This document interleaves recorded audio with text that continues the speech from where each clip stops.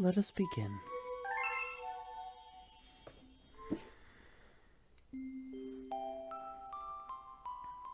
Chapter 1. The Celestial Duo.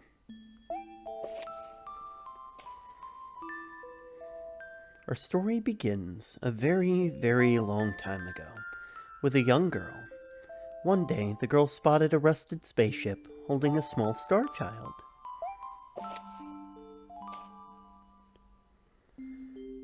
"What's your name? Are you lost?" the girl asked the star child. "I'm Luma, and I'm waiting for my mama. She's coming for me on a comet," said the star child, who had been waiting day and night. "Don't worry, I'll wait with you," the little girl promised Luma. At nightfall, the little girl borrowed her father's telescope and peered into the sky. She looked and looked, but she saw nothing. Hours turned into days, and then years, but still the sky revealed nothing. Finally, the little girl sighed and said to Luma, "If we stay here without looking much longer, I'll be an old lady soon." But then she had an idea. "Why don't we go out there and find your mother ourselves?" The girl and the Luma fixed up the rusty spaceship, and then, with the two set sail into the starry sky. And this is how the search for the celestial mother began.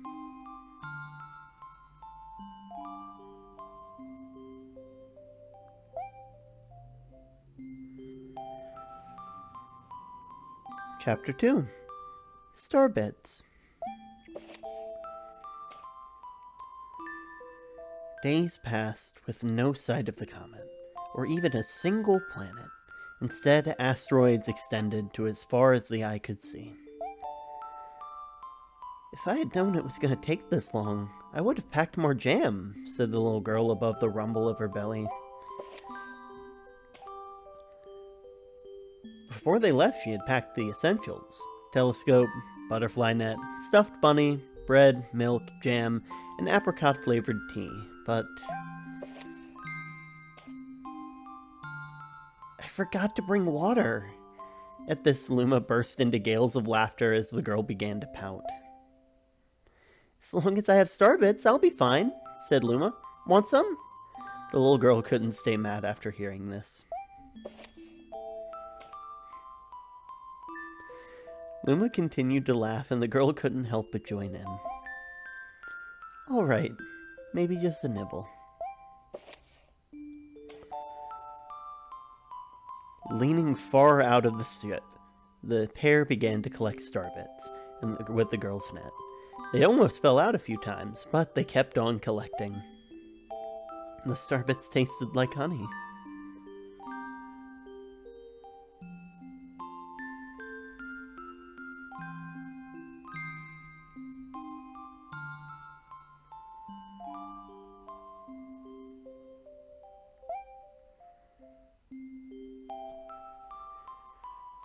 Chapter 3. The Comet. A beam of light pierced through the ship's window. Thinking it was the morning sun, the girl peered through the window, only to find a turquoise blue comet shimmering at her. The little girl shook the sleeping Luma awake and shouted excitedly, "We have to get to that comet!" The pair descended onto the comet and found that it was made of ice. They looked high and low, but Luma's mother was nowhere to be found. Exhausted, the little girl sat down with a flop and utterly unable to take another step. "Look!" Peering down into the icy ground where Luma had pointed, the girl suddenly noticed clusters of starbits encased in the ice. "Pretty good, huh? Finding starbits is my specialty," said Luma, beaming. "There's ice here, but it's so warm. I bet there's water here too." The two decided to stay on the comet for a while. Riding the turquoise comet, the pair continued their search for Luma's mother.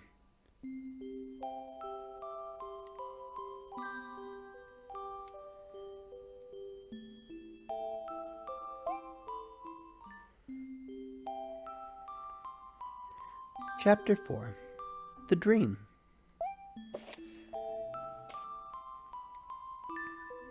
One night, the girl dreamed about her own mother. "Where are you going?" she said to her mother, retreating back. Without turning, the mother replied, "Don't fret, dearest. I'm not going anywhere. I'm always watching over you, like the sun in the day and the moon in the night." A wave of sadness washed over the girl. "What if it rains and I can't see the sun or the moon?" Her mother thought for a moment before responding.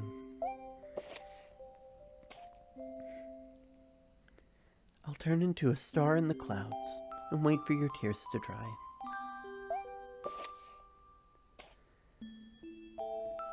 When she awoke, the girl's face was damp with tears. "You have star bits in your eyes," said Luma to the girl. Wiping her face, the girl replied, "These are tears, not star bits. I'm crying because I'll never get to see my mother ever again." At this, Luma began to cry too. "Mama! Oh, Mama!"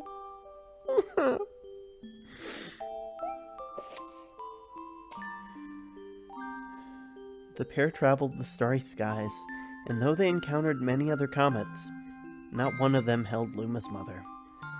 Luma was despondent. Now, Luma. The rain clouds won't go away if you keep crying," the girl said, giving Luma a squeeze. "I'll give you a present if you stop." The girl closed her eyes and said gently, "I'll take care of you now."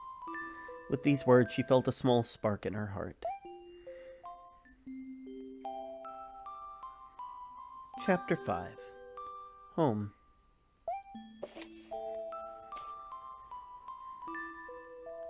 "The kitchen will go right over here, and the library will go over there," the girl said busily to herself.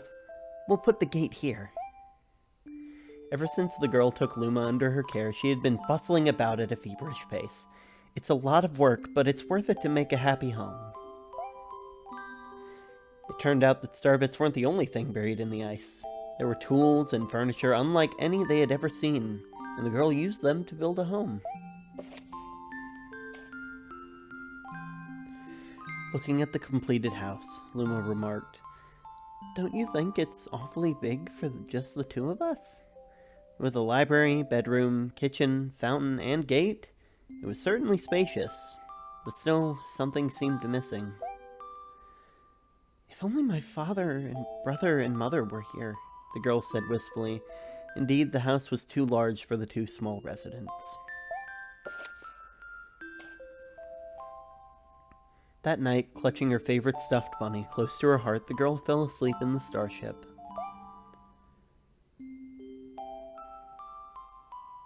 Chapter 6. Friends.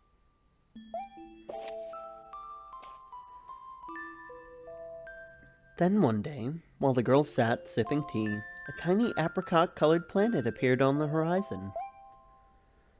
From the planet, another Luma of the same color emerged. "Do you two know each other?" the girl asked the two Lumas gleefully. Despite the girl's excitement, they seemed uneasy. The two Lumas neither drew closer nor backed away from each other. Instead, they just stared. Then one Luma broke the silence. "My mama!" At once, the apricot Luma parroted back, "My mama! My mama! My mama! My mama!" The two Lumas began to dance around the girl frantically, as neither showed any sign of stopping. The girl was so charmed by this adorable scene that she couldn't help but laugh, and that's when something very strange happened. Suddenly, more Lumas began to pop out from the apricot-covered apricot planet. They were all different colors, but they all shouted the same thing, "My mama! My mama!" The sight of all the shouting Lumas only made the girl laugh harder. What am I going to do with all of these children? The Lumas just stared blankly at her as she doubled over laughing. "I guess we'll have to name each and every one of you. Tomorrow, Once she had finished naming them all, she would begin moving all the Lumas into the new house. Chapter 7. The Telescope. After seeing their 100th comet, a sudden thought popped into the girl's head. I wonder if my home planet is still as blue as it was.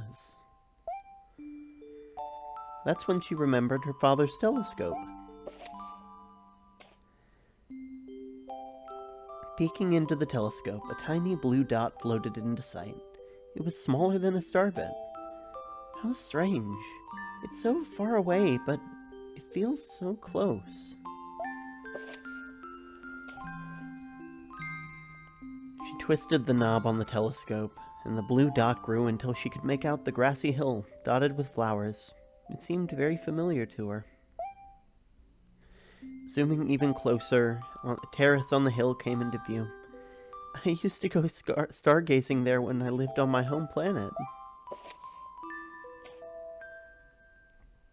She remembered rubbing the sleep out of her eyes as she followed her father up the hill to look at the stars. She remembered when she and her brother would sled down the hill. She remembered having picnics with her mother on that hill on the bright and windy days. And I want to go home! I want to go home right now! The girl burst into tears and the Lumas didn't know what to do. I want to go home! I want to go back to my house by the hill! I want to see my mother! The girl was shouting now, her face wet with tears. But I know she's not there! I knew all along she wasn't out there in the sky because...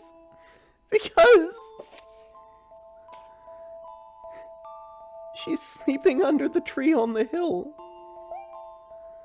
The girl's cries echoed through the stars as a hush fell over the area.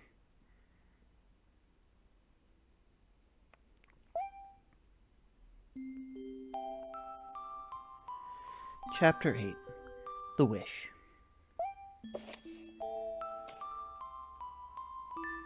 Though usually quite cheery, that day the girl became sad again, and Luma drew close and tried to comfort her. Mama, you still have me. Don't be sad about your mama, because she's part of you. That means she'll always be close by. It's like me. I love starbits because they remind me of my mama. No, the girl said, unable to stop her tears.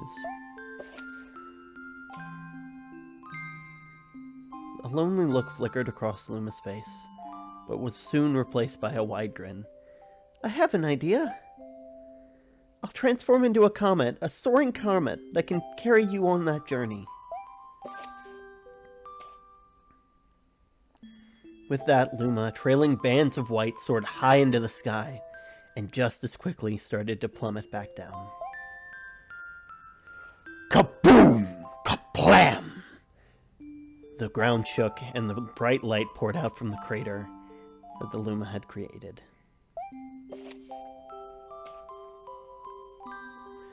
The bands of light twisted together to form a comet tail. And then Luma emerged, reborn as a comet.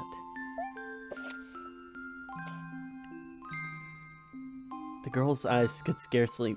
The girl could scarcely believe her eyes. But how? She kept asking. Our destiny as Lumas is to transform into different things, said a red Luma who had suddenly appeared. Stars, comets, planets, we can become all of these things. When I grow up, I want to be a star that makes someone special smile, said the green Luma. The blue Luma chimed in. That Luma turned into a real cutie of a comet, didn't he?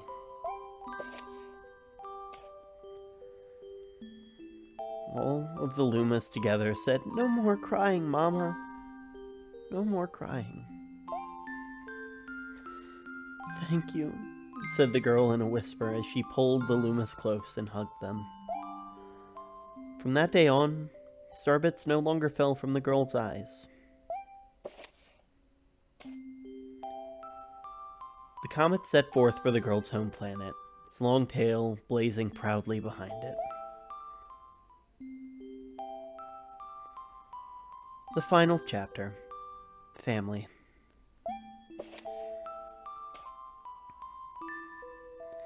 With its many lumas and telescopes and comets, it was quite a sight to behold. The girl and the lumas were proud to call it home. At a welcoming party for the new luma, the girl gathered everything in the kitchen and said in a louder voice than usual, "All right, everyone, we're gonna make a cake sprinkled with star bits. Then it'll be a star cake." The lumas excitedly began to gather the ingredients. As she watched the lumas scurry about, the girl smiled and thought to herself, "This is my family now, and I'll stay with them until they're ready to leave the nest. And when they do leave, I'll see them off with a smile. Because that's what makes a mother happiest."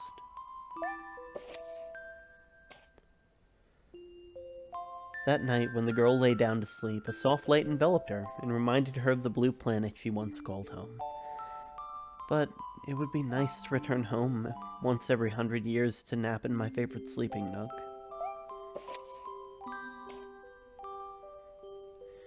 The comet carrying the lumas and the girl continues on its journey to this very day. With more family members in tow than can be counted, it's said that the comet visits the girl's home planet once every 100 years, its proud white tail glittering in the sky. The end.